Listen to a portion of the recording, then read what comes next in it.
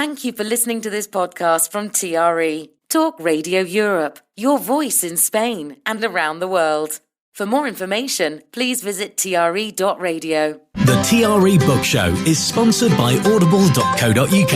Download one title each month, plus unlimited listening to thousands of Audible originals, podcasts and audiobooks. Just click on the Audible banner at www.tre.radio.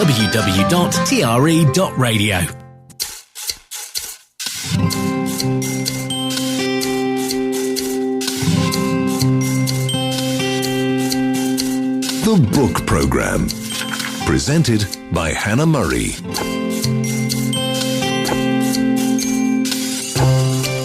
Good evening, welcome to tonight's book show.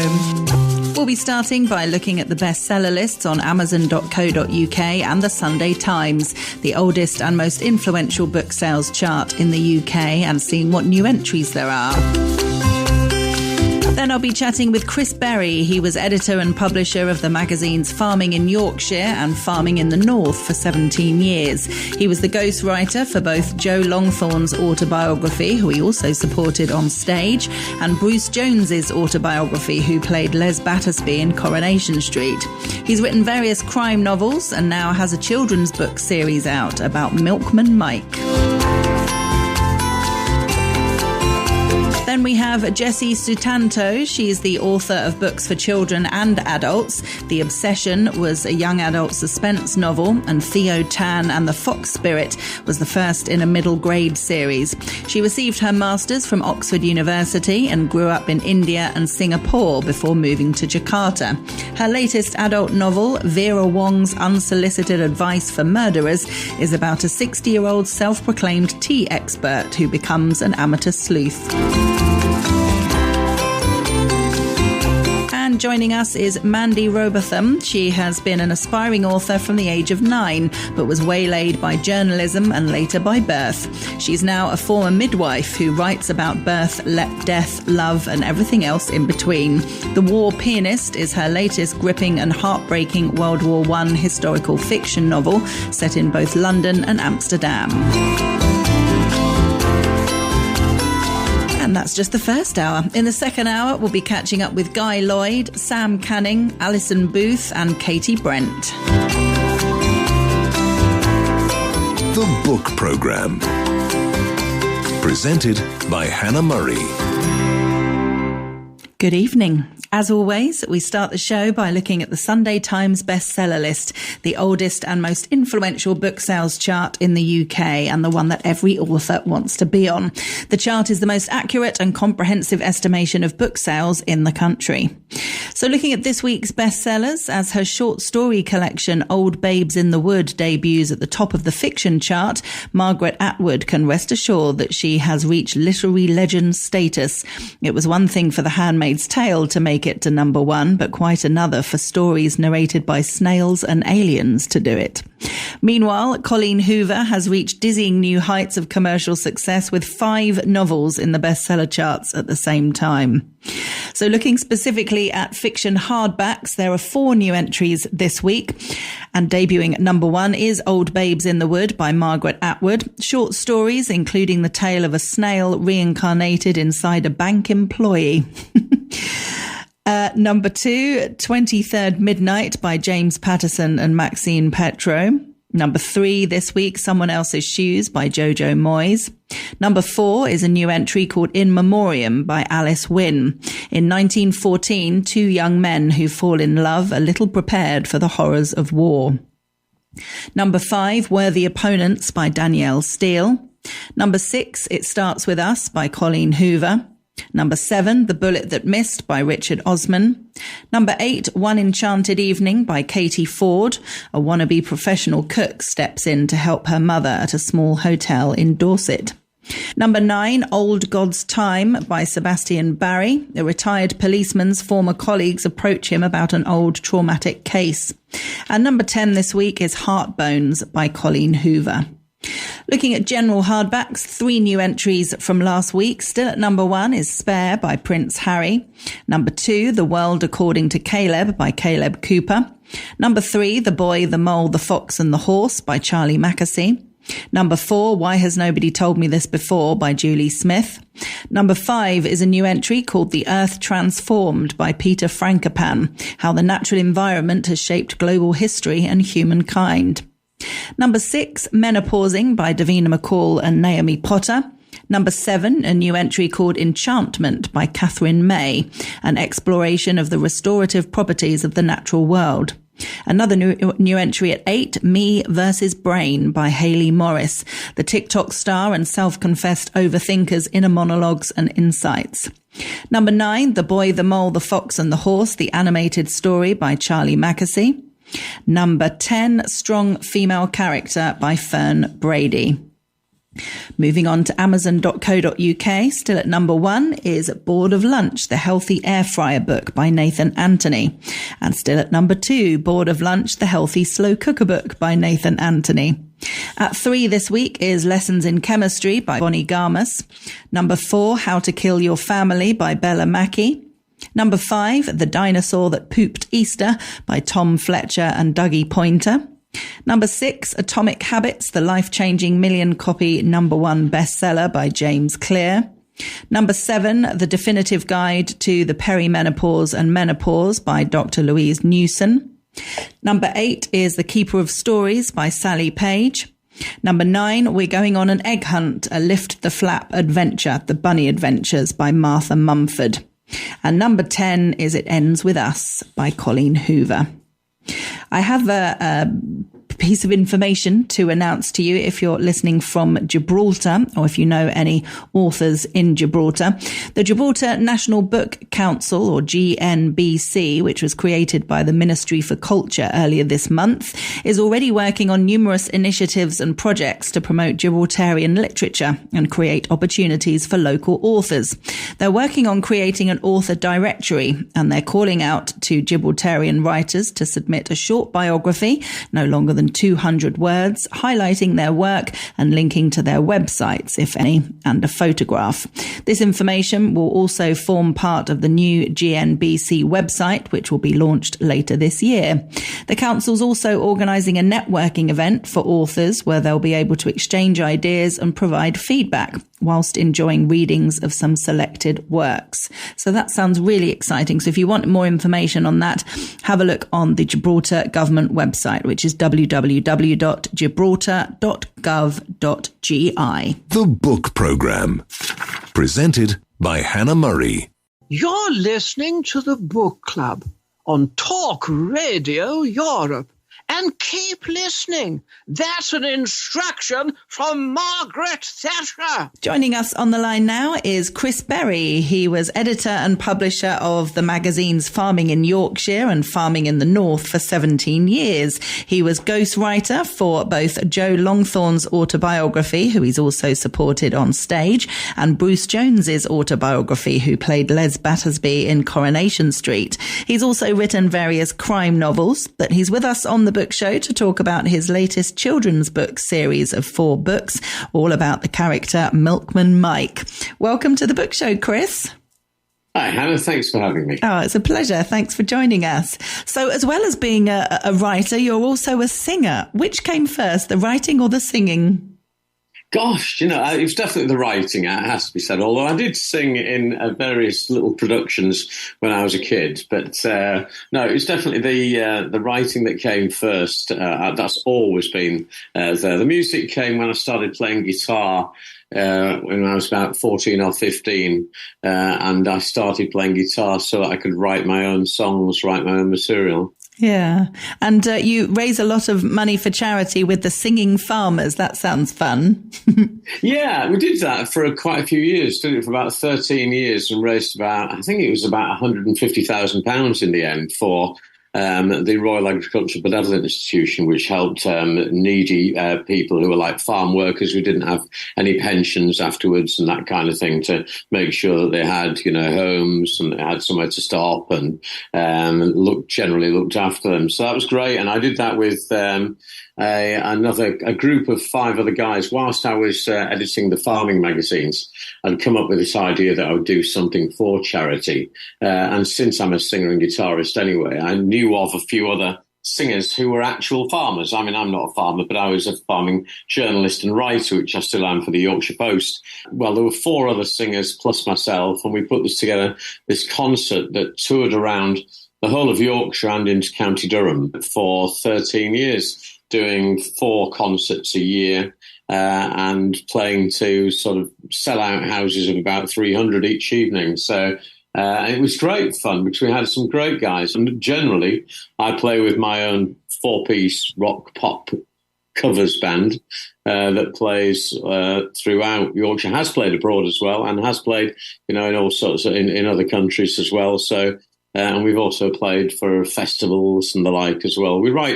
I write my own material, but generally speaking, what you do is generally play what other people know and like, and occasionally get a chance to play some of our own. Like if you people pick up on my Facebook pages and the like, they'll see my latest solo efforts, because I play as a solo acoustic as well as playing with the band. And there's one that's just gone up today of me playing one of the songs that I had out on my latest album, Long Hard Road, called Baby I Want You, when I'm playing at the Ship in Briggate in the centre of Leeds last Saturday evening. Great. And with the writing side of things, how does one become a farming journalist? Funny that.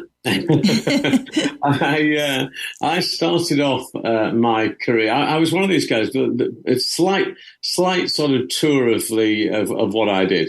When I was studying for my A levels, I flunked them. Didn't get them passed.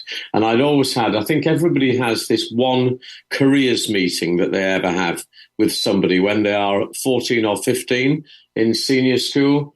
And you get wheeled into a little room, probably have laptops and things these days, and Kindles and all sorts. But in those days, it was a plastic box with a card index to it, and you said what job you fancied doing, and then the chap would bring out the card and tell you what you required in terms of passes. And I said journalist. This was at this age, so it tells you where I was heading. And he brought the card out to this chap, and he said, that's 5 O levels and 2 A levels. Well, to be honest with you, Hannah, I didn't study that well at school. I loved school. I loved the social aspect of it. I'd learned to play the guitar. I was always good at the 3 R's, reading, writing, and arithmetic. And I was one of those guys who thought that, well, look, I know what I've got with all these things. I don't really need all these other things, do I? And so I enjoyed life. I was because I've got a bit of the gift of the gab anyway. Then I think people saw me as a bit of an orator anyway. I was always doing the pieces to assemblies or with the drama side, and I ended up being head boy of Mallet Lambert High School, even without any qualifications, which was quite amazing, really. Yeah. And really, basically what happened from there was I went into accountancy first for about 18 months because I was good with figures as well. But I got so bored with that. And it was also at the time when Monty Python were about.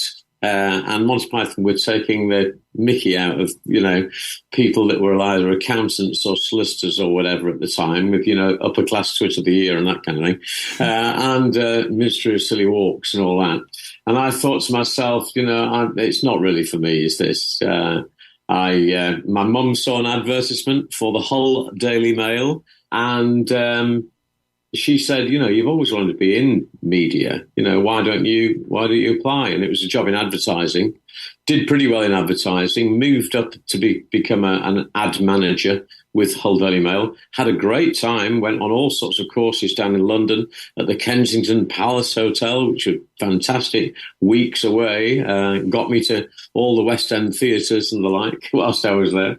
And then I joined the Yorkshire Post in the mid-'80s, and again on the advertising front.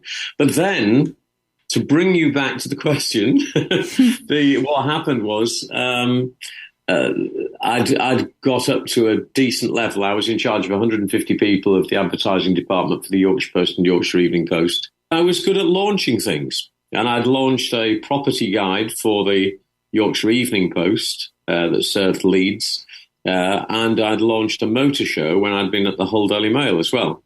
I knew I was good at doing things and launching things. I'd done that as a young person in youth clubs, running things like It's a Knockout tournaments even, and putting together my own little newsletters and the like. So I had a background in publishing in a small way, and I thought, look, I know how advertising works. I know that there's a market there. Plus, I love Yorkshire and love the countryside. And my granddad was a market garden farmer producing potatoes and tomatoes. So I had a little bit of background rurally that way. My dad was director of Northern Dairies and became managing director of Dale Farm, home on Spalding Moor and Northallerton, and also involved in travelling to Belfast, Brussels and London just about every week for many years, and was quite high up in that. So I had an inside track as to what was happening in the dairy industry. So I had some business interests, I had some farming interests, and I'd also seen the Yorkshire Post's, what the Yorkshire Post had done for farming and agriculture at the time. And I thought there's a market there to do a magazine specifically for the rural areas of Yorkshire. And so I launched Yorkshire Farmer whilst I was at the Yorkshire Post, and then subsequently left the Yorkshire Post to set up my own publishing operation, and ended up publishing a magazine called Farming in Yorkshire, glossy full colour magazine, for about 15, 17 years. Also another magazine called Farming in the North for Northumberland, County Durham and Cumbria and the border counties of Scotland.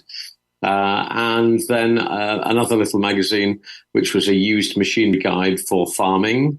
And then a couple of rugby league magazines, and a few other on-contract magazines for people as well. So did all that, and then after a while sold my main farming magazines back to the Yorkshire Post.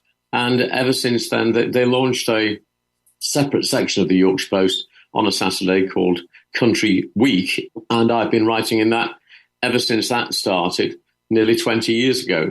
Great. So how did the books come about then, the autobiographies with Joe and Bruce?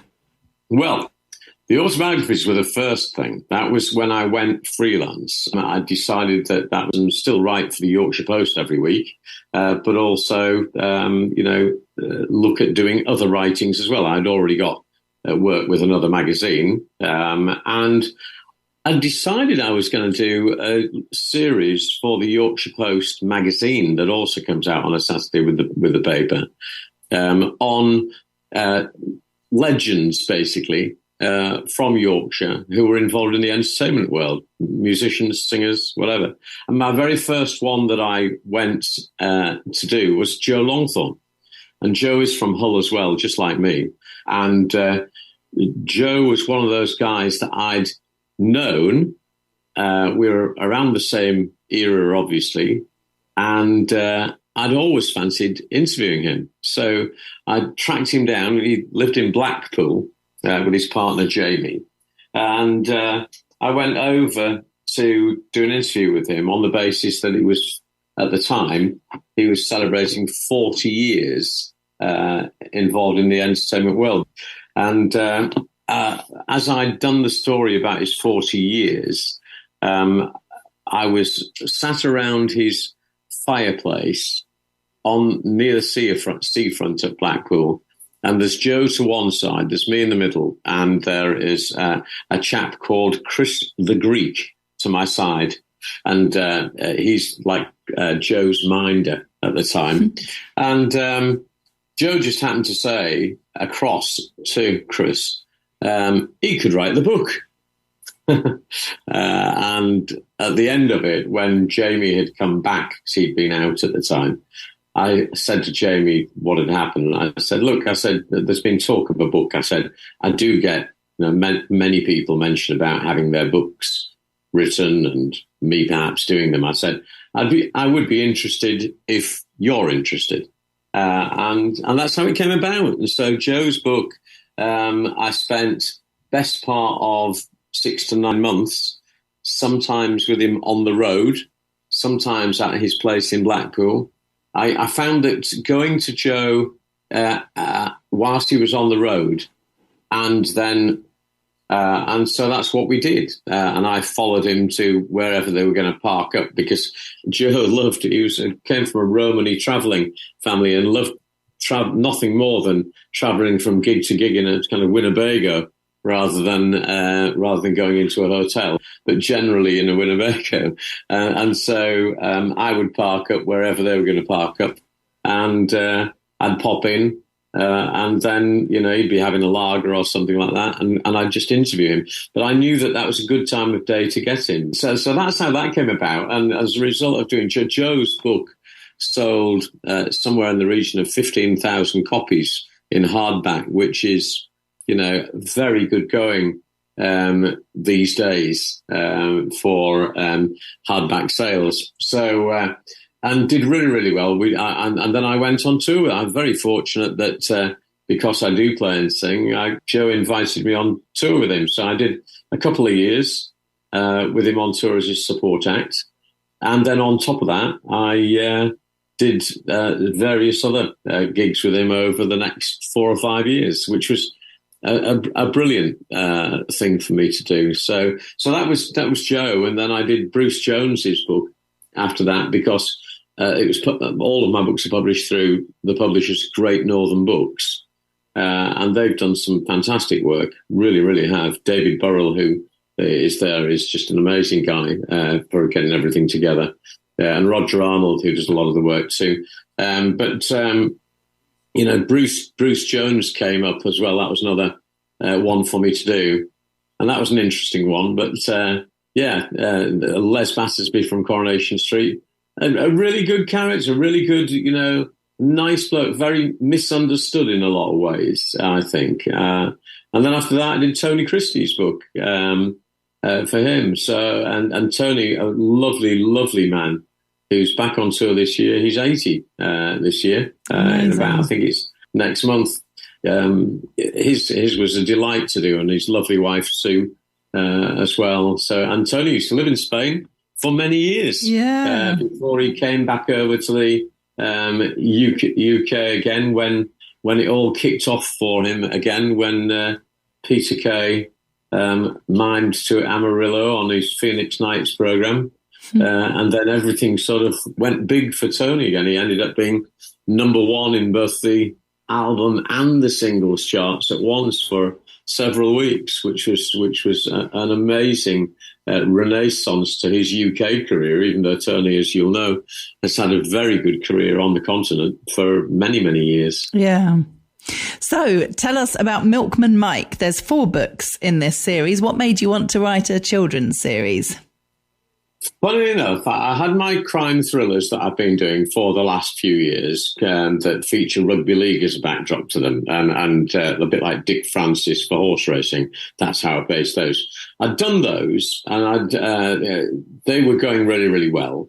And then my daughter got married last year, and my son, Russ, my eldest son, I've got 2 sons, Russ and Stuart, and my eldest son, Russell, who lives in Australia, had come back from Australia, and he happened to say to me, "Dad, when are you going to get these Milkman Mike books published?" And the idea was, you see, I originally came up with these books, not as books, but as just bedtime stories, when my children were little. So the stories have been written for quite a few years. And I'd come up with them originally because in the same way that there's, Postman Pat and Fireman Sam, I thought to myself, well, I'll come up with another character. It's kind of what you do, what you do if you're a writer. I guess you come up with stories for your children as well. So, and I came up with this little ditty at the start of it. So there's a bit like a theme tune, if you like. And so it goes to something like this. It goes, Milkman Mike and his dog called Spike and his float called Go Top 2. With his pasteurized, he brings them to me and to you, bum bum. And so I'd start off each evening with this little song. We didn't do it for, masses of times. And then I would lead into the story because I'm always keen to, involve my children. I said, Milkman Mike was out delivering milk one day and then I would hand it over to the boys. So they would have to come up with the next part of the story, which was a very good way of doing it because we ended up with having different stories every evening about Milkman Mike and his unruly dog called Spike, who's like a big black shaggy dog, right? So and quite he's if you like, Milkman Mike is the straight guy to Spike's efforts, and Spike is your typical kind of naughty dog that goes running off and takes a football from children that are playing and noses it around a bit, and then unfortunately what happens sometimes with the football when a dog gets hold of it happens, and then we had another one where it was the Milton Mike and the fire engine, and Spike ends up in a tree, so the firemen have to come and help him down. They're all gentle stories that are based around stories for anywhere between 3-year-olds to 7-year-olds, so that 3 and 4 years old they'll be told the stories by the parents. By the time they're 5 or 6, they should be able to be reading those stories. And so there's a sort of natural progression of them. And that's what I thought anyway. And so Russell had come back and said, when are you going to get these done? And I'd been thinking about it for a while. But then I thought, well, the good side of doing them now was that we'd just come out of COVID. Well, COVID had been a time when farm shops and village shops and corner shops had come back into vogue because people didn't want to be in the big places. And so all the smaller shops and the like had come back. And the milkman had come back because I don't know whether you remember, but of course, in the 70s or 80s, we all had our milk delivered. Yeah. And we all had a glass bottle on our doorstep that next morning, but you'd all have your milk delivered. And it was pretty much that way for about 85% of the whole of the UK. Well, actually, that went right down to about 3% just a few years ago now. But the renaissance of the milkman has happened a little bit. I'm not saying we're going to get back to anything like what we were, but the combination of people wanting things delivered locally once more, a little bit more, and also the David Attenborough Blue Planet program, which outlined the use of plastic and it going into the oceans and the like. Therefore, a lot more people realised that glass would be good, and therefore also that buying local would be good as well. And so, I thought the time was right to go for it. So I mentioned it to Great Northern Books, and I said, what do you think? And then I needed, and they said, great. And then I had to get hold of an illustrator. And I'd had one through my farming contacts, a lovely lady called Linda Mellin, who's a fantastic artist. But she said to me, Chris, I can't believe I'm going to have to tell you this, but I'm going to have to turn you down because I've just got so much work of my own on that I know that I won't be able to do it for you. So I said, well, that's okay. In the meantime, coming back to my daughter's wedding, Caroline, once I'd mentioned to her about the books, she said, oh, well, Nikki is here, I said, who? She said, Nikki Mills. And Nikki Mills was at university with my daughter at York St John Uni and is a children's illustrator. Who knew? Anyway, I certainly didn't. And so I got together with Nikki, who found out we had a connection anyway. It turned out I'd interviewed her father some years before because she's from a farming background as well. It's funny how things work out.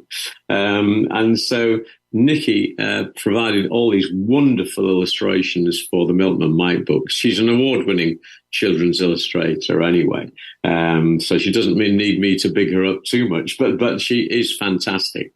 And they brought Milkman Mike alive. I wanted Milkman Mike. I didn't want him to be an older guy. Didn't want him to be a kind of granddaddy kind of look, or even a sort of 40-something look. I wanted him to be a youngish chap, and I also wanted him to look rustic, because I've set this in a village called Dairyville, and so you have Milkman Mike, you have his dog called Spike, and then you have Farmer Cream, and Farmer Cream has his cows. And then when I'd mentioned it to people on the farming side, what I was doing, they said, well, make sure all the cows are all black and white, because there are lots of other different coloured dairy cows, such as brown and whites for Ayrshires and dairy shorthorns, and beigey coloured ones for Jerseys and Guernseys as well. And there's brown Swiss as well that could have been there too. So there are lots of different things. And I also came up with a lady called Miss Goodness, who has the bakery. And so we've got lots of lovely characters, which I'm hoping one day we brought 4 books out in one go. Milkman Mike and the Runaway Bottles. It was the first one, and I wanted that to be the first one because that was the one where Stuart actually came up, I think, with the original idea of the milk bottles running away from the pickup. From Milton Mike's pickup, and then Spike having to chase them to bring them back. And so that was the first one of them. Then there's Milton Mike and the Spaceship, which is a spaceship made of cheese. Again, with a dairy context, you see. Milton Mike and the Fire Engine, which I told you what that was about. And Milton Mike and the Football Match. And I've given you the intimation as to what that's about as well. So four separate books, which were selling as a set of 4 at the moment. I wanted to do it as a set of 4 because I wanted to get the thing off the mark, if you like, give it, if it was just one book, because they're all 24 pages and the size of the Hungry Caterpillar books. So I didn't want them to be, don't want it to be just one book on its own out there. Yeah. I wanted to show people that it's a series to start with, because when the boys and I came up with these stories, it turns out we've got 8 stories altogether. So there are another 4 already, around that could be making their appearance shortly. But then one of the beautiful moments for me, Hannah, was that I went to a parent-teachers meeting some many years ago now, after we'd done these stories at home. And unbeknown to me, there on the wall, as I go to the parent-teachers meeting, is a story from Russell, which was Milkman Mike and the Supersonic Car. He'd taken what we'd done with the series and had done his own story at school. I thought, how wonderful is that? It was a great lovely. So, well, if people want to get the series Milkman Mike, it's on our website, so people can order it from there. It's on TRE.radio, and they buy the series as a whole, the Milkman Mike series, and they are by Chris Berry, who we've been chatting with today. Chris, thank you so much for joining us. Thanks so much again, Hannah. Thank you very much. The Book Programme, presented by Hannah Murray. TRE, your voice in Spain. The Book Programme, presented by Hannah Murray.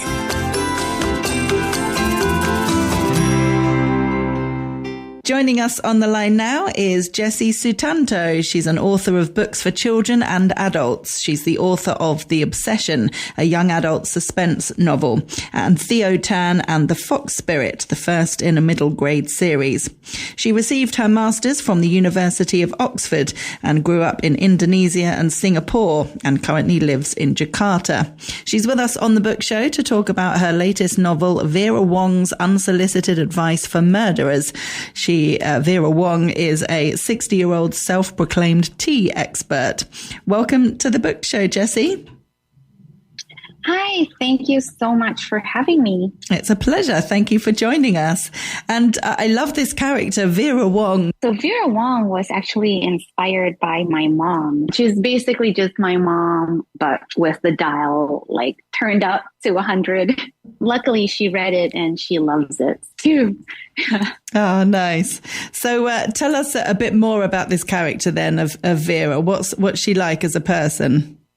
So Vera is the quintessential Chinese mother who thinks she knows better than anyone.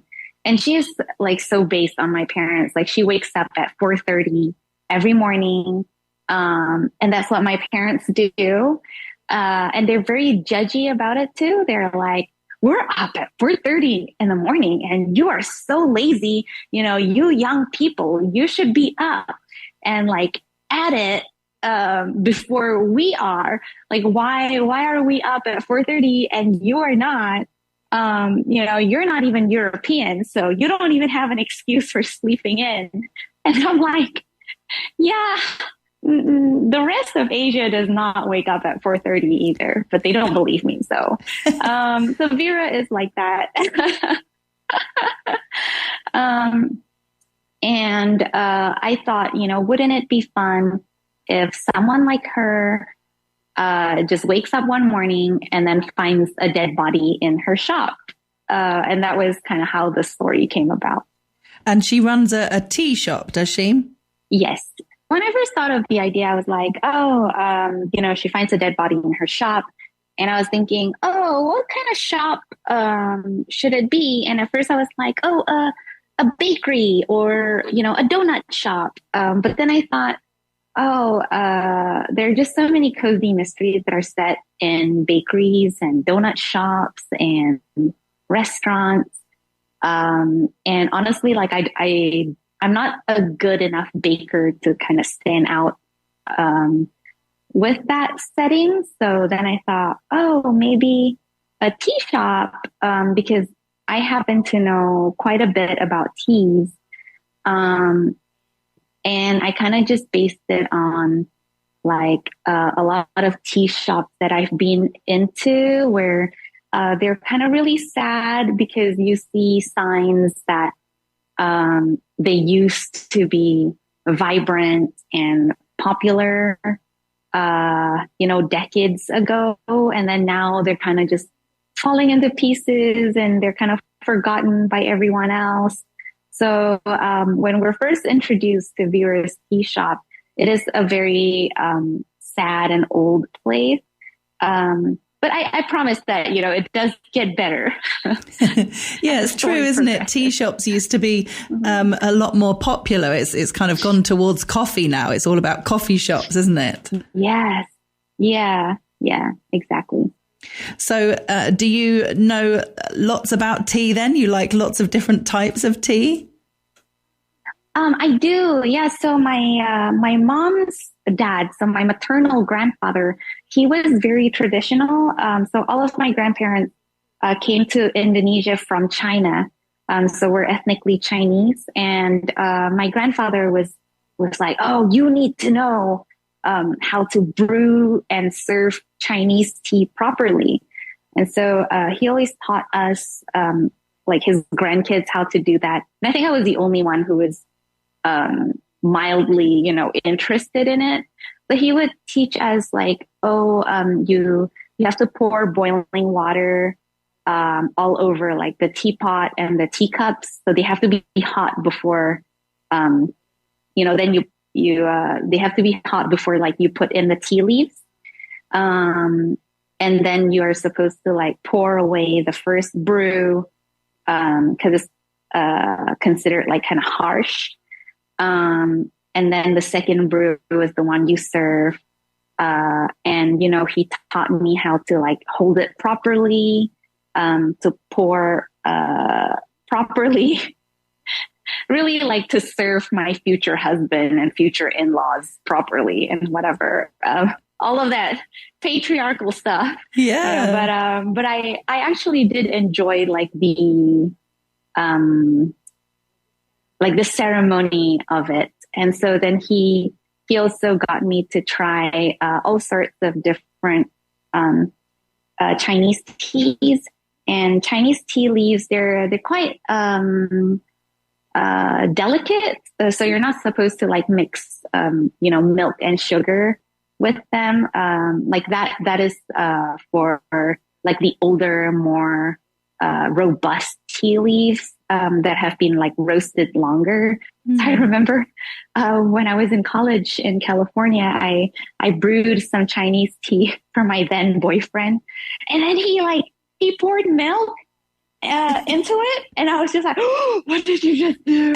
And he was like, I don't know, like I drink my tea with milk, and I was so horrified. And honestly, like that's one of the reasons why he's an ex-boyfriend. But that's funny. But I appreciate like teas of every sort. Like Lipton is one of my favorite teas to drink, but it's just, like you have to serve it a different way.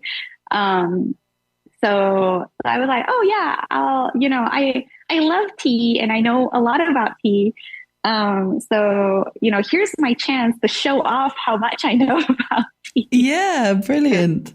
One thing that really annoys me, if you're out in a cafe or a restaurant and you order some tea and it comes with a pot, so often, and it can sometimes be in really nice restaurants, and it drives me mad. You go to pour the tea and everything goes everywhere. It doesn't pour correctly. All the liquid goes down underneath the pot and then goes all over the table. And I'm like, yes, how do people have these in restaurants and cafes? I don't get it. Yeah. Oh, that is such a good point. Yes. No, I totally get what you mean. Oh, I have PTSD listening to that. This is triggering. Yes, very annoying. And you could burn yourself on the water and it makes a mess. And it's just, yes. Yeah. All a teapot needs to be able to do is to pour the tea sufficiently. Yes. And if it doesn't, it's not a good teapot. Yes, totally. Exactly. Yes.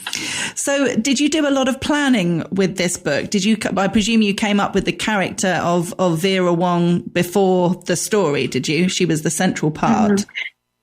Yes. Yeah. So I really did have to do a lot of planning because I had never done a whodunit before Vera.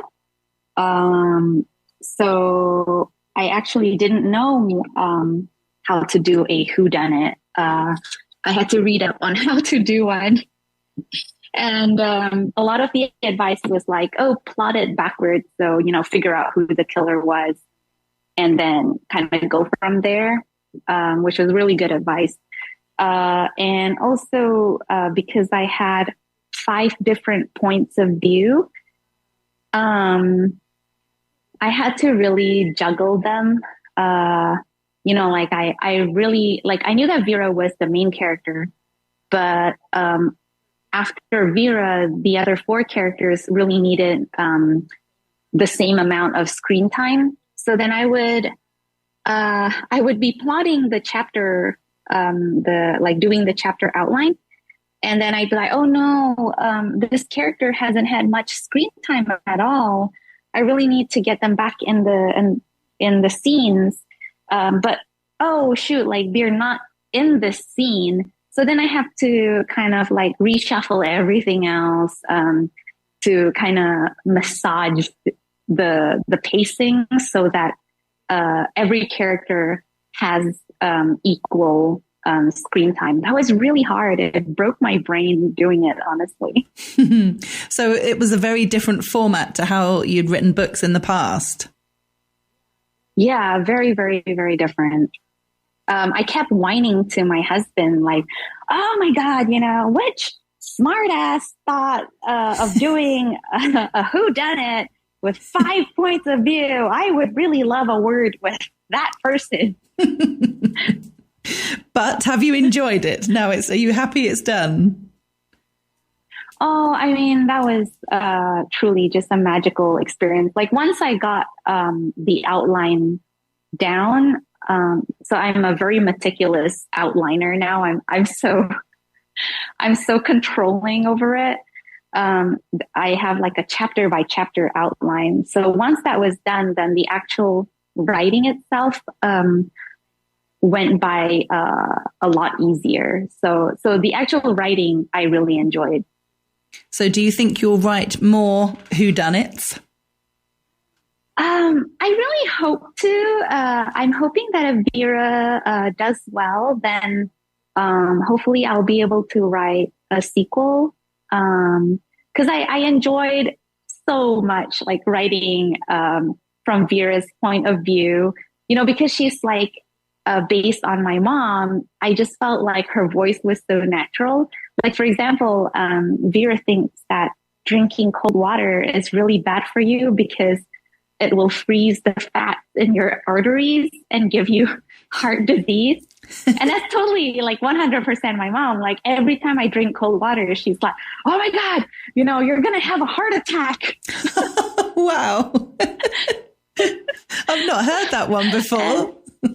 Yeah. And it's like a lot of random stuff, right? Like, I don't know, what is it that my mom says? She's like, if you sleep late, you're going to get liver cancer. Just like a lot of very random things that I finally was able to, put into a book. So I would really love to be able to continue doing that. Great. Well, if people want to get a copy of the book, it's called Vera Wong's Unsolicited Advice for Murderers. It's available on our website, TRE.radio, in the bookshop section. And it's by Jessie Sutanto, who we've been chatting with today. Jessie, thanks so much for joining us. Oh, thank you so much for having me. This was so fun. The Book Programme. Presented by Hannah Murray. Joining us on the line now is Mandira Botham. She's been an aspiring author from the age of 9, but was waylaid by journalism and later enticed by birth. She's now a former midwife who writes about birth, death, love, and everything else in between. She's with us on the book show to talk about her latest gripping and heartbreaking World War II historical fiction novel, The War Pianist. Welcome to the book show, Mandy. Thanks very much for having me. Oh, it's great to have you with us. So how long have you been working on this book for? Well, probably it usually takes me about 8 months in total. So at the moment I write around one book a year. Takes me a good couple of months for research and a visit to wherever I'm going to go. In this case it was Amsterdam. And then you usually write for sort of 5 or 6 months, and then there's an editing process. So all in all, about a year total. And you've been to Amsterdam, as you say, doing lots of research, haven't you? Yes, yeah. So I pick out all my spots beforehand. I research where I need to go, want to go. But other than that, it's just a lot of walking the streets, looking at the old buildings, noting down which buildings were built when, whether they were there during the war or not, looking at old maps and old photos. So, yes, a bit of detective work, really. And this particular book is about female spies, isn't it, behind the scenes in the war? It is. I'm a little bit fascinated by spies and spying, particularly women, and there are a lot of them in the war, very successful women as well. So did you know a lot about female spies and things that they got up to before writing this book and before doing the research, or did you really find a lot out for the book writing? I knew some, but I did actually delve into a lot more as I was writing it. So I tend to read a lot of biographies, and there are a good few of female spies.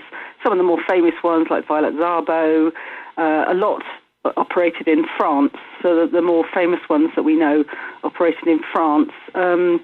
But, yeah, I wanted to take it a little bit elsewhere. So some of it's based on fact, some of it's transported to a different place, bits and bobs you glean from one woman and then you meld it into another, but that's the beauty of fiction. And what's the significance of The Pianist? The Pianist is actually nothing to do with music. It is the name given to the radio operators who sent out the messages. So there was banks and banks of women, most notably at Bletchley Park. That's the one people most know of. But all over the country, all over Europe, in the field sometimes. And they were called pianists because they had to be very nimble with their fingers, had to be very, very quick, so that the radio transmission wasn't detected by either the SS, the Gestapo, or the German military intelligence, the Abwehr. So there are two main spies in your story, Marnie and Corrie. Tell us about them. So Marnie is a very...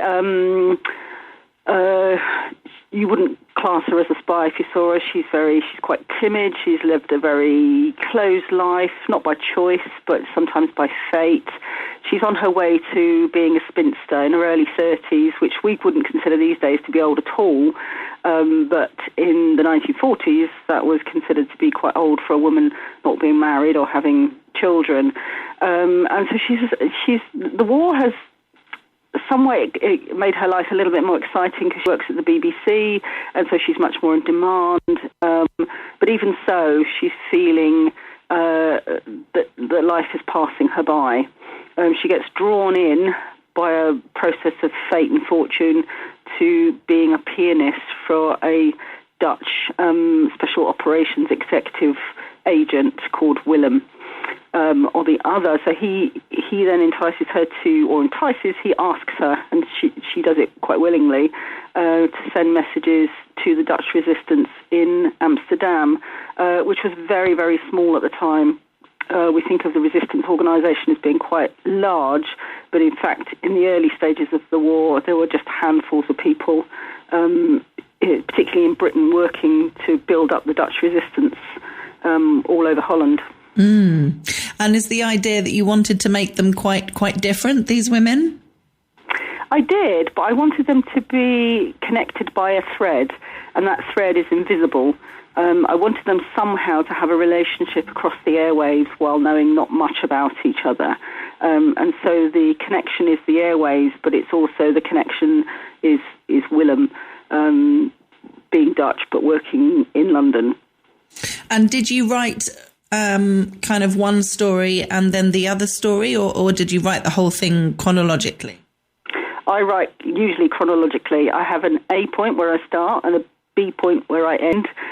That's about as much as I plan and as much as I know, apart from a very loose synopsis that I talk about with my editor. But after that, I literally just open up the laptop and go each morning. I'm not a big planner. There's two types of writers, usually. One is a planner and the other one is a pantser, flying by the seat of your pants. And that's you. That's me, yeah. Well, whatever works. You just have to find something that works I've tried for you. planning. It doesn't work for me. It works for a lot of other writers, but not for me. Yeah. So I'm a pantser through and through. And do you kind of commit yourself to writing for a certain amount of time at a certain amount of time every day? I'm pretty slow to get going in the morning. I've got a dog who demands to be walked before that. I'm not an early riser. I really take my hat off to some writers who can get up and do their words by 10 o'clock in the morning. So I'm usually, by mid-morning, I'm writing, and I'm quite strict. I give myself a good, I need to reach about 1,000 words a day. Some days you don't quite manage that. Other days you might do a bit more. But that's my kind of schedule I need to keep to in order to keep to my deadline as well. Yeah. And how much time are you generally kind of planning the next book? Do you like to have a break after each book, or are you straight into the next one? No, they usually overlap, actually. I'm usually getting all my resources together, books, names of films, things like that. As I'm finishing one, then my head's already into another. So at the moment, I'm just finishing book number 7, but I'm all just starting to plan for book 8 as well. Oh, gosh. Usually working on 3 at once. You're doing the press and publicity for one or the marketing for one while you're editing another and writing another at the same time. Wow, that's impressive. Do you not get confused? I do sometimes, yes. I have to check which era I'm in. Oh, wow. So is the next book something completely different? The next book is actually going post-war. So we're leaving war behind. We're going to 1946 Hamburg. So, and there's a character from my book 3, which was called The Berlin Girl, and she's a journalist, and so she was pre-war, and now she's going to be transported into post-war for a slightly different take on the post-war era. Okay. And where did your interest in history come from? Ironically, I didn't study it at school very much. I did love it, and I've always loved it. My partner really loves history. We've always had lots of history books in the house, documentaries, that sort of thing. I don't know. I just love the idea of being immersed in someone else's life. It's more about people. I'm very much into the life and the day-to-day life. Where do people shop? Where do they do their washing? How do they clothe their kids? Who looks after the children, that sort of thing. I like social history more than the grand scale of politics. Yeah. And is it more 20th century history, would you say, that you're interested in? Yes, I'd really quite like to write something about 17th century. Maybe that will come one day, I don't know. But I'm also very enticed by the 1960s as well. It's an era I love to write about, the 1960s. And so hopefully I'm going to do a bit more of that as well. Great. Well, in the meantime, if listeners want to get a copy of The War Pianist, it's out now and available on our website, TRE.radio. It's by Mandy Robotham, who we've been chatting with today. Mandy, thanks so much for joining us. Thanks very much for having me. TRE. Talk Radio Europe.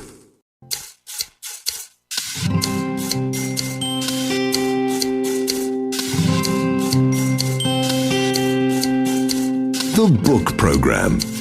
Presented by Hannah Murray.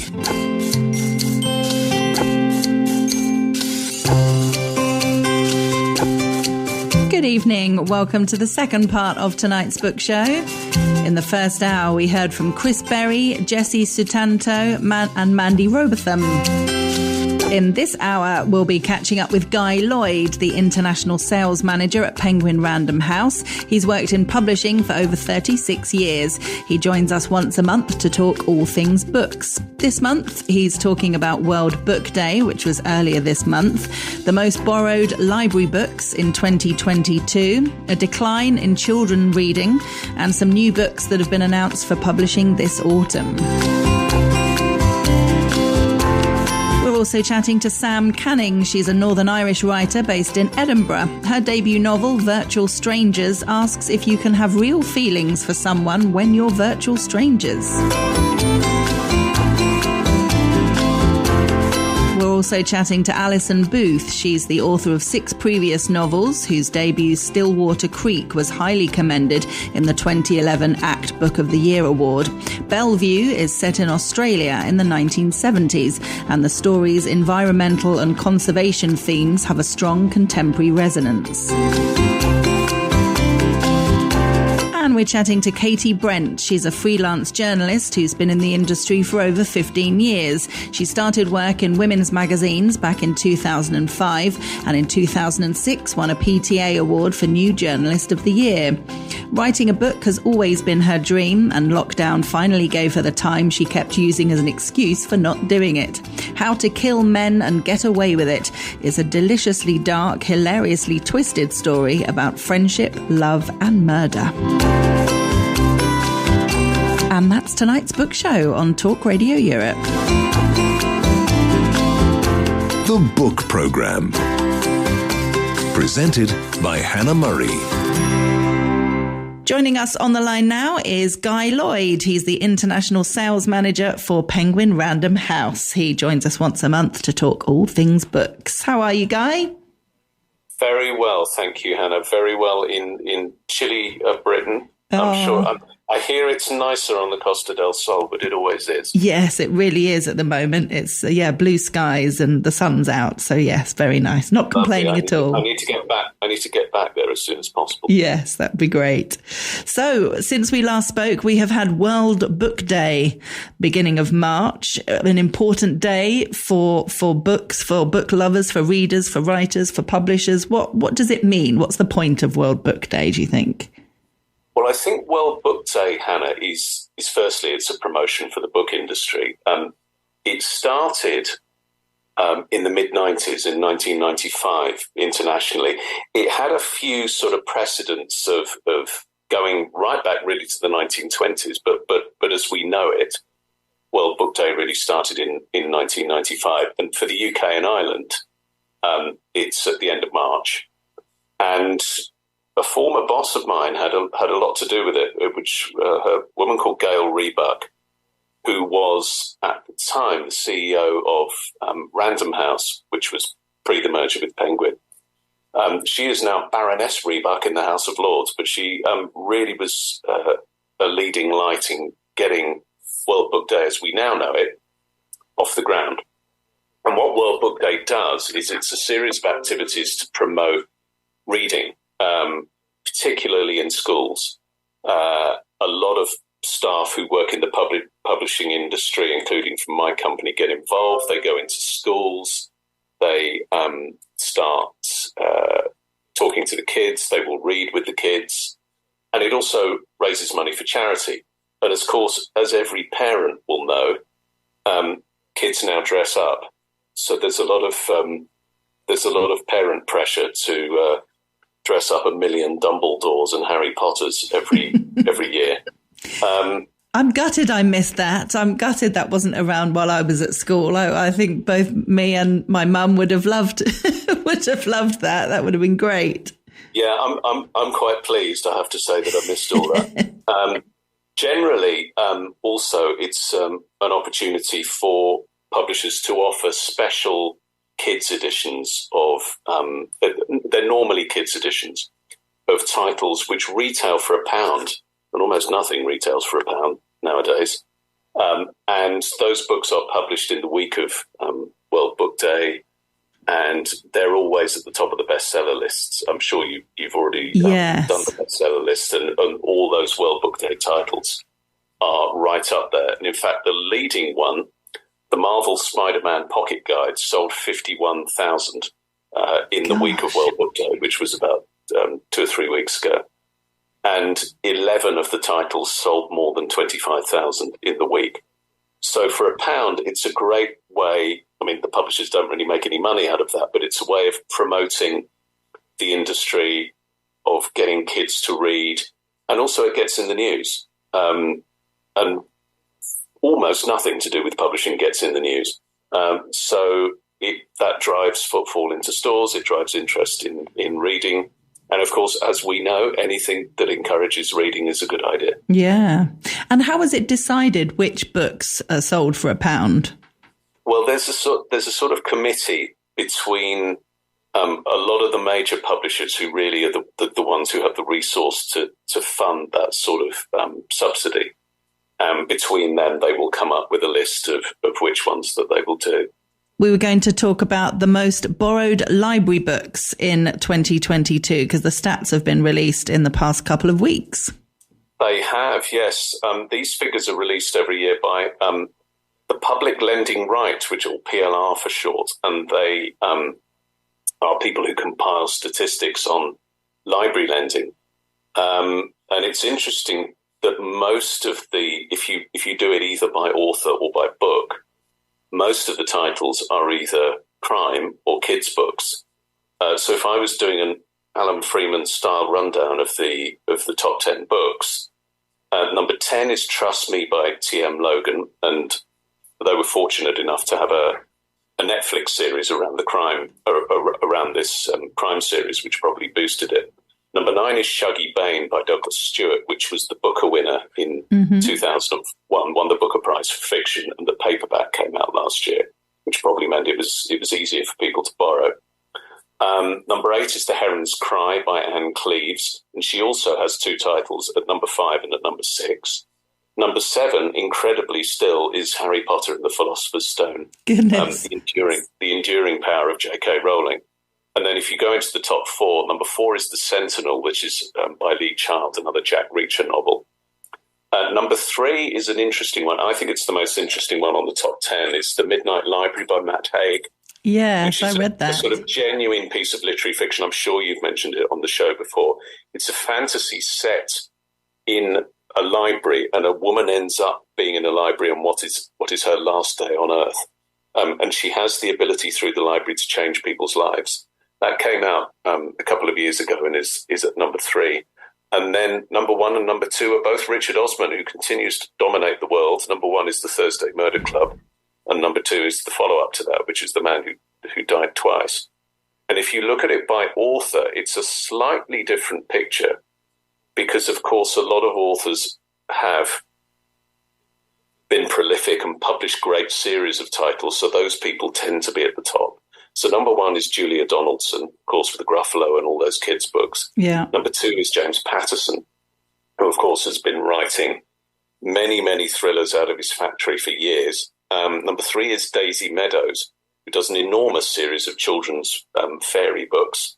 Number 4, David Walliams. 5, Lee Child. 6, Jeff Kinney, with all the Wimpy Kid. 7, Anne Cleeves, who you mentioned earlier. 8, Roald Dahl, who's been in the news himself the last few weeks. And number 9, David Baldacci.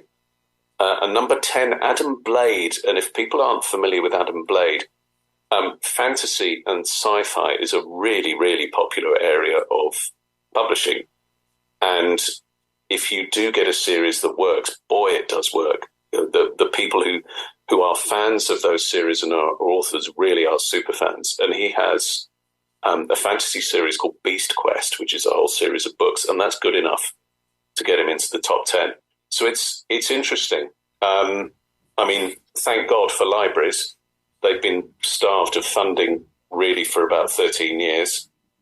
Many now are run by volunteers, and they tended to be one of the first things that was cut in the age of austerity that we've really had since 2010.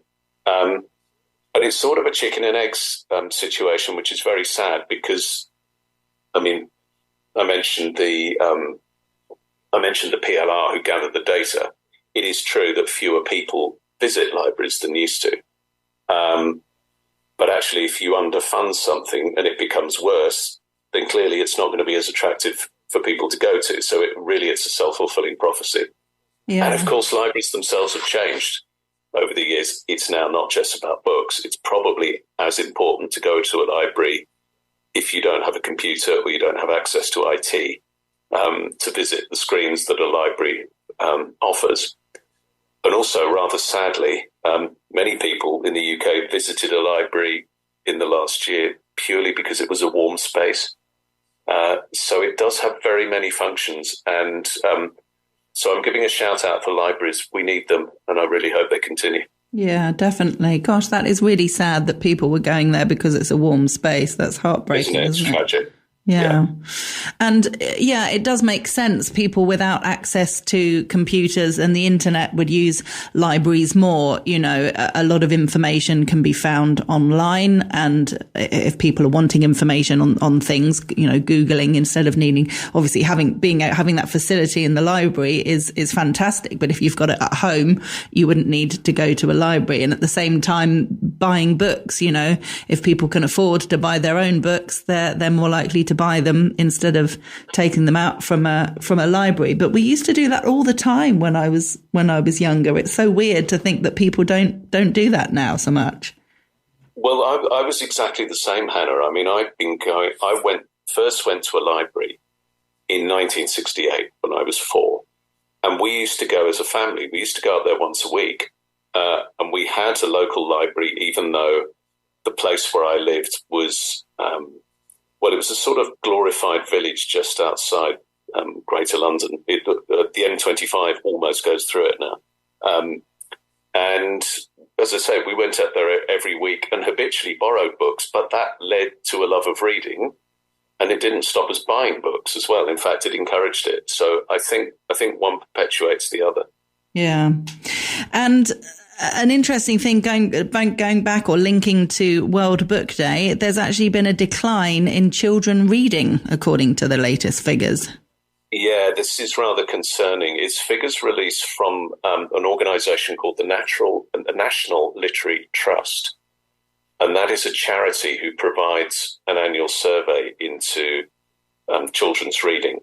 There is some good news in that reading was the only subject that saw improvement levels go up in 2022. So, as we know, education is part of reading is part of the Department of Education's Key Stage testing, and you get tested at Key Stage 2. And 75% actually achieved the standard. 75% of children between 8 and 18 achieved the standard versus 73% in 2021. So the good news is that children's standard of reading is a bit better. The bad news is that reading for pleasure is at the lowest level for children for 18 years. And again, this is kids from 8 to 18. Fewer than 50% said they enjoyed reading. And that percentage really goes up for children who are in poverty or on free school meals. And 1 in 15 children don't own a single book.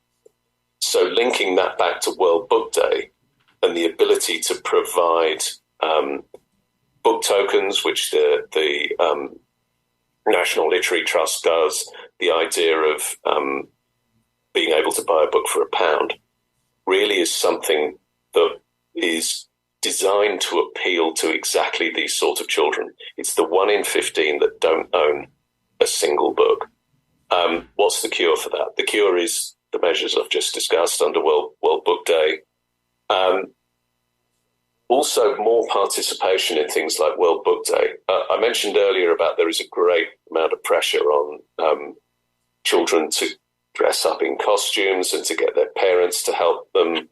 And that's expensive, and it can be expensive in a time of austerity, particularly. So the idea is to make World Book Day accessible to everybody with ideas for low-cost costumes, or maybe costumes that can be swapped, almost like in the way that there are clubs for school uniforms, where school uniforms get handed down. You can always book swap as well. Is a very good idea. There's a book swap project that's involved in a lot of kids, which moves books around school libraries, encourages kids to read a different range of books. So the situation isn't lost, but it's worrying to see the direction of travel at the moment.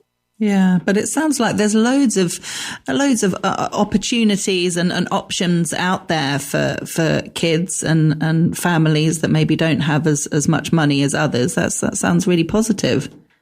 Well, I think it is, and I think it sometimes comes down to a culture, Hannah. It's whether there is a culture of reading at your school or in your household, because it is possible to get access to reading either for free if there is still a library near you, or through schemes like this where you can go to your school library, or there are charitable or low-cost initiatives like World Book Day. So I think it's making children aware of that. It's making families who maybe don't think about reading part of that, and to make them aware that this is a relatively low-cost form of entertainment, as well as an important educational tool as well. I mean, clearly, if you can't read, you're not going to get very far at all.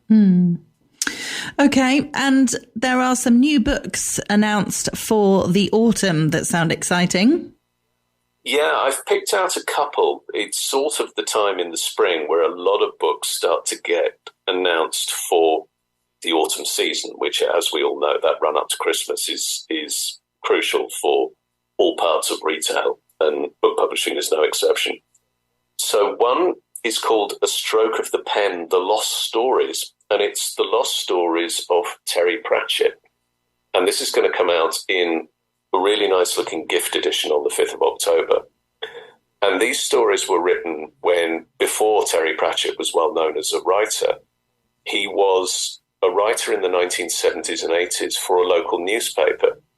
And he used to write under a pseudonym called Patrick Cairns.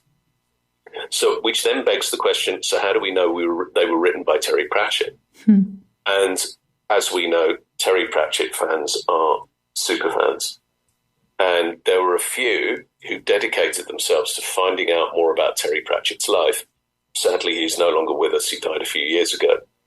And they through their research, they alerted the Terry Pratchett estate, who manages all the publication of the books and reissues that still goes on. They alerted them to the fact that these stories may exist. And fans went through old newspaper libraries. They went to extraordinary lengths to uncover these stories, but these are bona fide Terry Pratchett stories. So this whole collection will be published on the 5th of October. And the second one is a book by Peter Kay. And I picked it out because most people will know Peter Kay, stand-up comic actor, and indeed, he holds the Guinness World Record for the most number of tickets sold on a stand-up tour. So when he started touring again in 2007, and in fact he's touring again now, but his 2007 tour sold 1.2 million tickets. Gosh. I mean, those are sort of rock star proportions, and he was performing in rock star venues. This is sort of the Wembley Arena and the GMEX and the Manchester Arena. He was filling them out night after night. And I remember when his first autobiography came out, because a lot of celebrities now do more than one. And It was called The Sound of Laughter, and it was published when I was working at Random House in the autumn of 2007. And it was an absolute phenomenon. It is still the biggest selling hardback autobiography since records began. We sold over 1 million copies, which is absolutely stratospheric. I mean, we've sold an enormous amount of a lot of people like Paul O'Grady, really popular entertainers, but nothing quite touches the volume that we sold of Peter Kay in 2007. So what this book is not quite an autobiography, but it's a 40-year journey through Peter Kay's TV career, because actually he started out working at Granada TV as a T-boy, and then, of course, gradually he appeared on the other side of the camera as his stand-up routine got more famous. And then people will know he started to develop his own sitcoms. There was the quite culty one, which was Phoenix Nights on Channel 4. And then he's gone through Max and Paddy, Car Share, which was on mainstream BBC TV. So he's gone to from being a T-boy to a stand-up to a national treasure now. But to say that's eagerly anticipated in the industry is something of an understatement, bearing in mind the sales of the first book.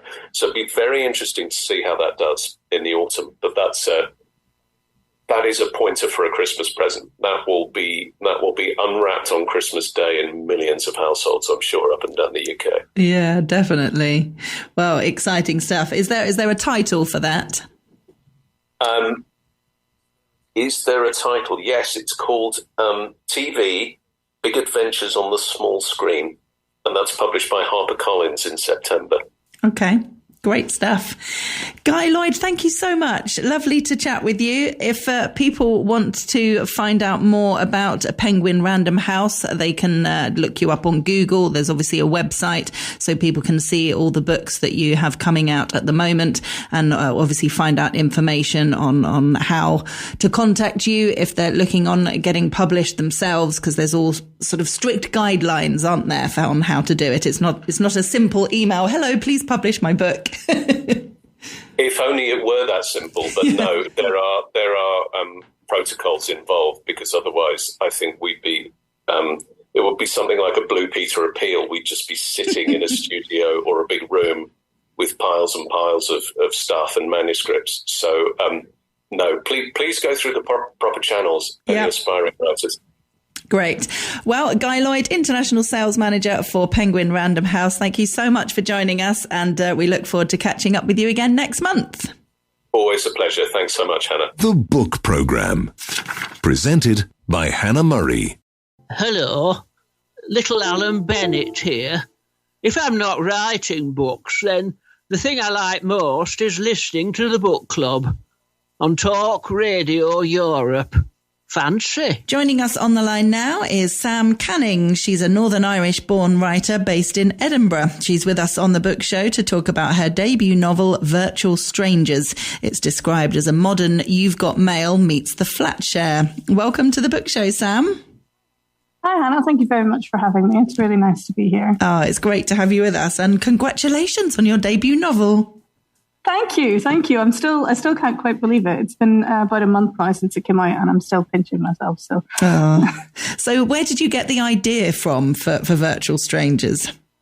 Well, it's one of the things that I wanted to write about was sort of I live in Edinburgh and I absolutely love it, and so I really wanted Edinburgh to be a central part of it. But also, I love 90s rom-coms. And 80s. So things like When Harry Met Sally, You've Got Mail is one of the comparisons that are done. And they're all just things that I've always really enjoyed. So I wanted to channel a bit of that, but maybe make it a bit more modern. So I'm obviously of a generation where the internet was quite new. So it's a bit nostalgic as well, the whole chat rooms and not really knowing the person that you were talking to and things like that. So it was a combination of all those things that I wanted to put in. So are we, with the whole Virtual Strangers then, are we talking chat rooms? How are these people meeting and communicating? So it's actually that she meets two people. She meets someone online who's called Mr. E, and then she happens by coincidence to meet someone in real life who's called Fraser. And it's just the interactions with these different people and how different they are. You know, the difference of being with someone in person versus someone you've never seen before that you wouldn't be able to pick up out of a lineup, and sort of how the communication can differ that way. And for me, it was so they actually meet on a fan fiction website. Okay. Specifically for Agatha Christie fan fiction, because I'm a huge Agatha Christie fan, but also like it was when I was a teenager, you know, I lived on these websites. It was obviously very early days of them then, but they were something that just brought absolute joy to me at the time. Like, and so that was something that I kind of wanted to try to replicate a little bit as well. And also I do, you know, I've done a lot of online dating in my life. So that whole, it's not quite the same thing, but it's that idea of communicating with someone in the first instance that you're not sort of sitting in front of and that you can't see. Yeah, especially someone who you obviously have something in common with if it's a fan fiction site. Absolutely, yeah. So, you know, whenever you go in there, you already know you've got like a frame of reference for somebody and you have something that can keep a conversation going. And I like to explore the idea of how that sort of, you know, that one common thread can lead to other common threads and you know, how, you know, things can blossom from there. And also the anonymity of it, and how that can make it in a way easier to communicate with someone, you know, if you don't have to stare at someone judging you when you say stuff, you know, versus writing it down and sort of sending out into the ether. So for people who don't know, what is a fan fiction site? How do they work? So, well, the one that I wrote about, I've completely invented. I imagine there'll be versions of it somewhere, but it's basically where people take a subject area. So in this case, it's Agatha Christie, and they kind of run with it. So the idea is that it's people who love Agatha Christie and kind of do spin-offs of her work, and create their own versions and the characters that they use. So Marple and Poirot mostly, are the people that they then kind of do their own little stories and different versions of. So that's how she first starts speaking to Mr. E, because she's repurposed a short story from when she was a teenager that she found. And Mr. E nominates her for a prize and she gets messaged about that. So that's how they first interact. Okay. And what's Fraser like? So Fraser is somebody that she's moved back home. A very quick version of the story is she has some heartbreak. She lives in London and she decides she has to get out of there. So she moves back home to start up her own publicity business and is living with her mum. And because she's in that place, you know, she doesn't have a place of work that she can go out to or anything. So she goes to work in a cafe office setup. And Fraser is a journalist who is doing the same thing. And basically he steals her table one day.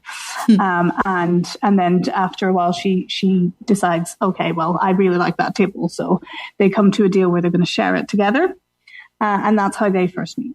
Okay. And what's she like? Tell us a bit more about her. So she is someone who is a bit of a mess at that point in her life. It's somebody who thought things were going a certain way, and then, you know, circumstances occur that suggest they aren't going that well. So she's effectively having to restart in a way. So she moves back home to start up her own business, but obviously that does mean moving back in with her mum, who she is very close to. They have a very good relationship, and I really wanted that to be a good relationship. But there is still, you know, something a bit not great about being, you know, she's 30 and she's suddenly back in her childhood bedroom kind of thing. So she's basically starting again and just trying to figure out what she wants. She's got, you know, her best friend Amal lives a very different life to her. She's, you know, she's married with kids and, you know, a thriving career woman and things like that. So it's her just sort of reorienting and trying to figure out what she wants. And did you have quite a clear idea on the story before you started writing? Did you know exactly where it was going to go, where it was going to end? Not so much. I have a tendency, it's a bit higgledy-piggledy for me. My process is that I have a tendency to just initially put in the scenes that I really want to be in there. So I could very clearly see certain things. So for example, I could see what the fan fiction site looked like. I could see the cafe, you know, her interactions with a couple of the different people, particularly her mum. I knew very clearly what I wanted them to be. But I have a terrible habit of doing that and then realizing that I need to be careful not to fully build the story around that. So initially, it was a bit like that, but then I did sit down and plot it out, and you know, I knew certain points. I knew, obviously, I don't want to give away anything but the ending, but you know, I knew where I wanted them to be at the end. But I also wanted it to be, you know, for me, it's almost like when I'm writing it, it's set pieces. There were certain things that I really liked the idea of that I wanted in there. Like there's some quite hopefully funny events that occur and you know, situations that she finds herself in. So I tended to know what I wanted them to be and then sort of structured it all together around that. So do you feel you learnt quite a bit this time round with regards to writing the book that you're going to implement when writing your second book? Yes, I do. I've written a couple of books, but this is the first one that's been published at this point. But I definitely learned not to go too far with the writing of the events. I have a terrible tendency of getting ahead of myself and thinking, oh, that'd be a really funny scene. I want to do that, without really connecting it to anything else. I did learn, you know, to try and do a bit earlier on is the actual sort of the structure of it, and the things that do need to be in there to make the story flow, because you know, if you're pinning all of that together at the end, it gets quite tricky. So that was a learning curve as well on this one. Yeah. So you say you've written another couple of books then? Yeah, so they may never see the light of day, but I actually, maybe for the best. I actually, because I took a class for a long time, as a way to sort of force. It was something I really wanted to do, was to the actual act of learning how to write a book, you know, and the things to consider and things like that. So that was also quite a steep learning curve. But that meant that, so they're kind of almost a playground in a way to see what worked and what didn't, in terms of my writing style and what I wanted it to be. So it was quite useful for that. But it did mean this was sort of the first one where I was working with a publisher, if that makes sense. So yeah, it was quite different in that respect as well. So what happens now then? Are you going back to those two books that you've written before, or are you starting something different? I'm actually in the middle of working on a synopsis for something different. So it'll just be kind of a case of seeing if there is interest around that. But I really love, one of the things that I really enjoy about the writing process in general, which I torture my friends with, is that whole sort of bouncing story ideas around and you know, how it might work. And you know, I'm extremely lucky. I've got a great set of sort of writer friends who tolerate me and who are writers themselves, so they understand like the importance of being able to bounce ideas off of people. I have one friend in particular, my friend Anthea, who's really good at just like halfway through being like, but why? What's that doing there? And just ruining your whole life because you realize that there isn't a good enough reason for it. So I really enjoyed that part of the process as well. And then it's forcing myself to sit down and sort of actually do the writing. Yeah. Oh, that's great to have people that you can share it with and who can critique you, but in a non-offensive way. Absolutely, yeah. We can be quite brutal. I actually think one of the things it has taught me is the ability to take constructive criticism, which is, I think, is I have absolutely no problem with. So in fact, I am like, please tell me if this is a terrible idea. I'd rather learn it with you now than 27 million other people telling me afterwards, you know? Yeah, definitely. And I think that's a really handy sort of thing to take in life in general. Absolutely. I'm saying this, my friends are probably all like, you're terrible at taking constructive criticism. Are you able to give it as well to her? Do you do it for each other? Yeah, absolutely. There's a couple of us in sort of this, in the circle, and that has been a really nice thing. And it's actually something that I would encourage anyone who's writing to do, is, you know, try to have a group of people, who, you know, are going to be honest with you and who can be, you know, you can be honest with. Because the other thing is obviously everything's subjective, not objective. Everything is subjective. People, you know, one person might love something and another person might hate it. So it is also about learning the difference of, is this something that does need to change? Is it a problem? Like we used to have a rule where when we were in the class, you know, if it was more than 50% of the class felt something was an issue, then you should probably look at it. Whereas, you know, versus one or two people saying it was a problem. So yeah, that's been really handy. And I would say probably the thing that I would encourage most would be trying to sort of, if you're lucky enough, to try to set up a group like that, because it really helps. Yeah, that's good advice. Well, for the moment, if people want to get a copy of Virtual Strangers, it's out now. It's available on our website, TRE.radio. It's by Sam Canning, who we've been chatting with today. Sam, thanks so much for joining us. Thank you so much, Hannah. This has been really lovely. Thank you for the opportunity of speaking to me as well. The Book Programme, presented by Hannah Murray. Talk Radio Europe. The TRE Book Show is sponsored by audible.co.uk. Download one title each month, plus unlimited listening to thousands of Audible originals, podcasts, and audiobooks. Just click on the Audible banner at www.tre.radio. The Book Programme, presented by Hannah Murray.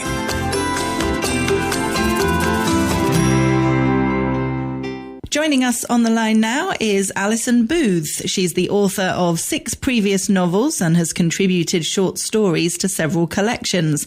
Her debut novel, Stillwater Creek, was highly commended in the 2011 ACT Book of the Year Award.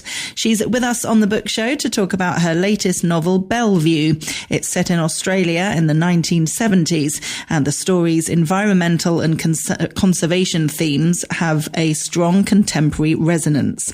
Welcome to the book show, Alison. Thank you, Hannah, and thank you very much for inviting me. Pleasure. Thank you for joining us. And tell me a little bit about the history then, the background, the inspiration for this particular novel. The book is set in 1972, and 1972 was a really important time in Australia, and especially in New South Wales. In Australia, it's important because it's just as Australia would come out of the Vietnam War, and also because it was the beginning of the environmental movement that resulted in something called green bans. And I wanted to set it in that period because the main character is somebody who was very active in the first of Sydney's green bans. She was one of what's called the original battlers for Kelly's Bush. And probably most of your listeners won't know what a green ban was in Sydney. It was when the New South Wales Builders Labourers Federation said that they wanted their labour to be used only for socially worthwhile buildings, which was a pretty dramatic thing for them to announce. And all this happened at the time when there was a huge amount of demolition of old buildings and new projects being built in Sydney.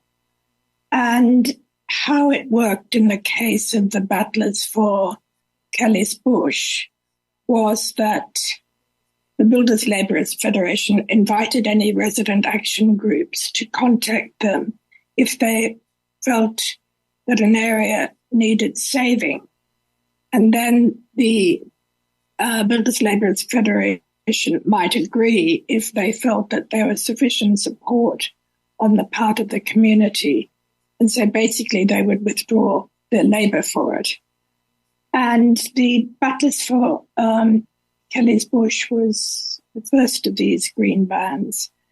And it was very important because it saved a beautiful area of parkland that had been given to the public, not to developers, had been given to the public for parkland.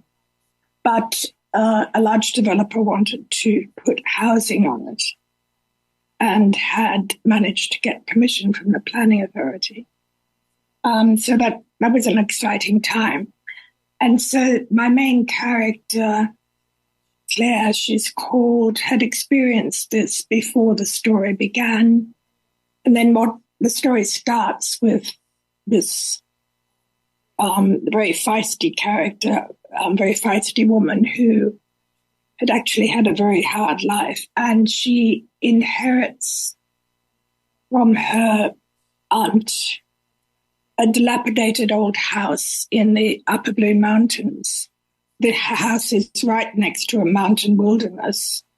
And so her story is that she confronts her family's past while she struggles to protect her inheritance and her community.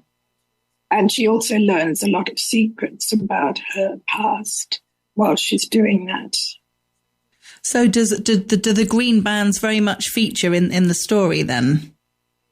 They don't. They were just her past experience.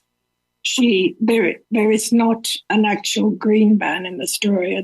It's her background, and at one point in the book, they think that could be something that they could bring into action, because at one point in the book, when things are looking really bad for preserving the wilderness, they toy with the idea of approaching the Sydney-based Builders Labourers Federation. They end up not having to do that. They end up doing, taking action themselves, and that brings the community together. So that the green bands are really just the background to the book. Okay. And regards to the characters then, and more of what happens in the story, is it like a family drama, would you say? It depends on how you define the family. It's certainly a character-driven novel, as well as having a lot of suspenseful plot elements. Claire's a middle-aged widow, and her daughter has an architecture degree. She just graduated. She's just traveling around Europe the way young people do. So that the main characters appearing in the book are the new friends that Claire makes in the village, and also a boy, a 10, 11-year-old boy, with whom Claire gradually forms a deep friendship. They're both united by their love for the wilderness and by their love for birds, and the fact that this young boy, Joe, really needs a grandmother or mother figure because his mother passed away from cancer. So, and then there are, battles with developers and so on. When I say battles, I don't mean, wielding sticks and bottles and that sort of thing. Yeah. Battles to try to get resolution to this dreadful threat on the wilderness area. So did you have a reader in mind when you wrote this book? Did you envisage the kind of person who would enjoy reading it? The sort of person who enjoys reading my books. It's typically intelligent reader who likes well-written novels with some action and also with some historical content. I think the sort of reader who would like this is any women of any age, I think, and I should think middle-aged and late middle-aged men would like it. Anyone who's got a soft spot for 10-year-old boys, I think, would love it. Yeah. I'm very fond of this 10-year-old boy in this story. And the characters, I do like to write about strong women, and I also love writing about children. And the viewpoints in this novel are from Claire's viewpoint and also the viewpoint of the child, Joe, the 10, 11-year-old child. And was it difficult trying to get into the mindset of a boy, a child? Was that tricky, or did you find it quite easy? Oh, I just love doing it. Quite a few of my books have had the child's perspective in there. Girls' perspective, boys' perspective. I just love it. And with my characters, I don't really plot them out beforehand, although I do plot out the story. I always have a plot worked out so I know where I'm going. But I find with the characters that they just turn up on the page and they develop themselves, which is rather wonderful because, I don't have to think about it too much because I just meet them on the page and there they are with their peculiarities. And some of them are very peculiar and idiosyncrasies. So I just love that. Yeah. I mean, I do have to think about a lot a lot about it subsequently, because I guess a feature of all my novels is that the characters have to develop in some way over the novel. So they might, start out with something that's happened to them and then need to find their way forward and to develop. And so I really do like character development, whatever age or sex the character is. And the title of the book, Bellevue, is that the name of the house? That's the name of the house, yes. Well, if people want to get a copy of Bellevue, it's available now on our website, TRE.radio. It's by Alison Booth, who we've been chatting with today. Alison, thanks so much for joining us. Oh, it's a pleasure. Thank you for inviting. The Book Programme, presented by Hannah Murray. Joining us on the line now is Katie Brent. She's a freelance journalist and has been in the industry for over 15 years. She started work in women's magazines back in 2005. In 2006, she won a PTA award for New Journalist of the Year. More recently, she's focused on television journalism. Writing a book has always been her dream, and lockdown finally gave the time she kept using as an excuse for not doing it. She's with us on the book show to talk about her debut novel, How to Kill Men and Get Away with It.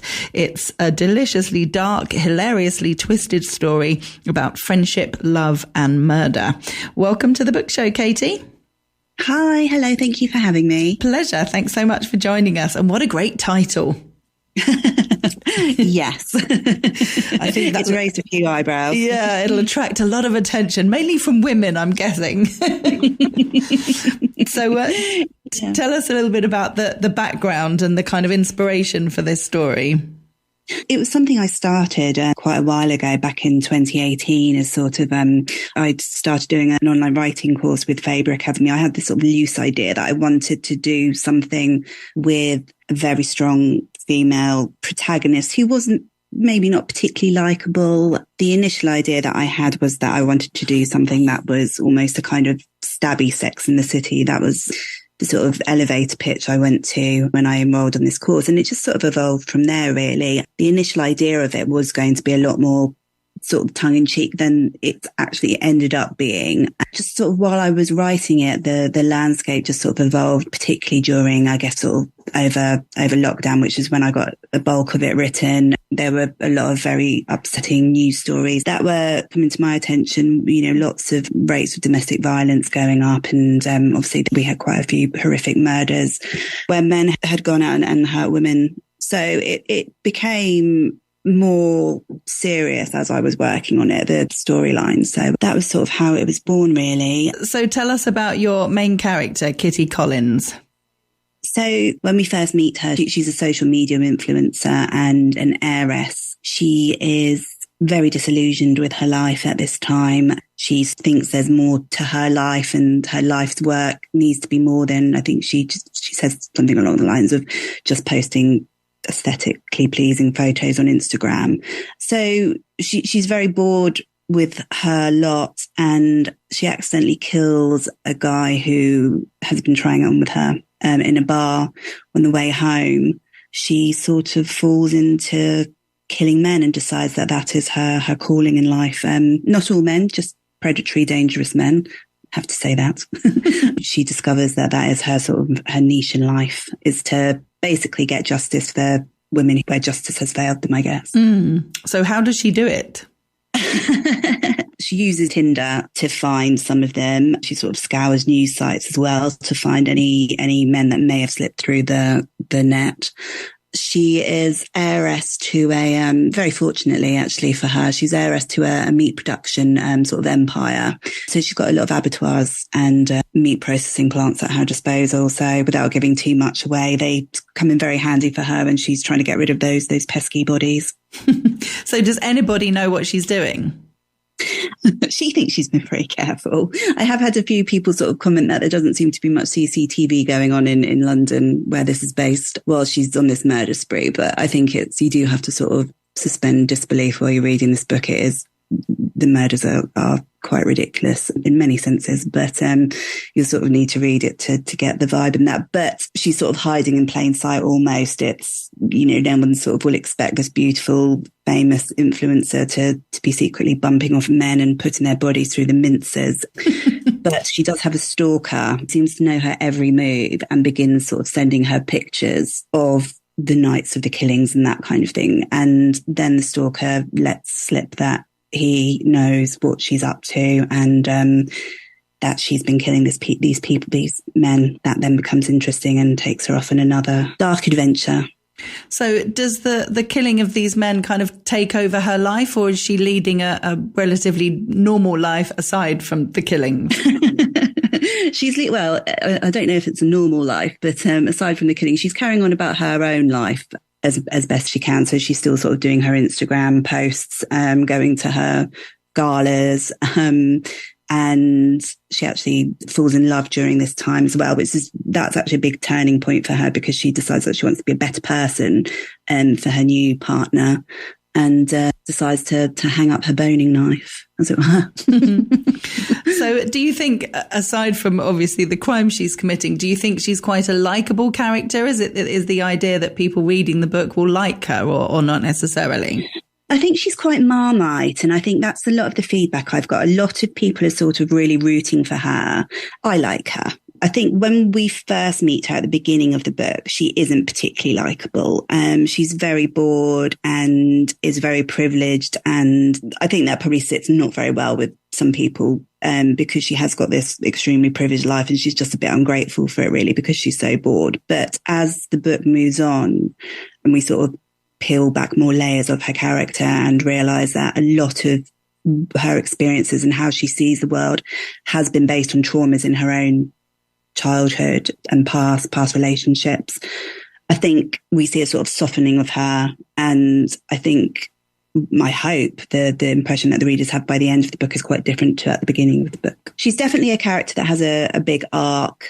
She's not for everyone. Not everyone will like her. She's very cutting and acerbic, but she's also very human. She's very flawed. There's the kind of another sort of, I think the turning point, we've already had one of those. Another turning point is she makes a really horrible mistake when she's trying to rid the world of one of these men, and it sort of brings everything inside her crumbling down.